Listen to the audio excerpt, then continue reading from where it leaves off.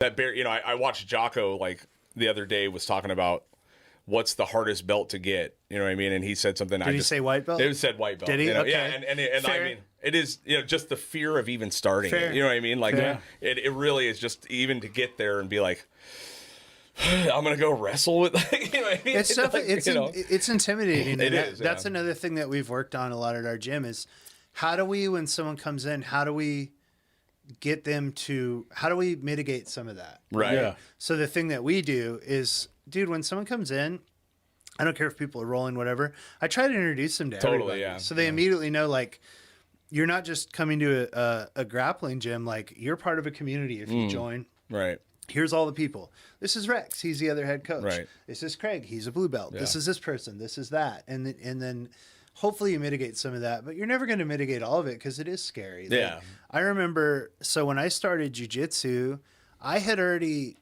spent most of my life, like my parents had me in kickboxing. I had competed in kickboxing. I had switched to Muay Thai in my adulthood. And as soon as I did clinching in Muay Thai, I was like, whoa. Like, this is new. Yeah. Like, you can grab people and hold them while you punch them and stuff. Yeah, This is badass. And so I was like, I want to do MMA. And when I bridged over to MMA, I'm like kind of like sparring with these people that have a background. Maybe they wrestled in high school or they're like a blue belt, purple belt in jiu-jitsu. And I quickly realized, like, oh my God, like this is like so helpless. amazing. And another thing is it humbled me where I was like, you know, you're young in your 20s, you're like, dude, I'm going to get in the cage. Immediately, it's like, I'll never do that. Totally. I will never be good enough to, I could do it, sure, as an amateur, you know, even now if I want to, I could go do an amateur MMA fight, probably going to get beat up. Probably. You could, anyone could do it.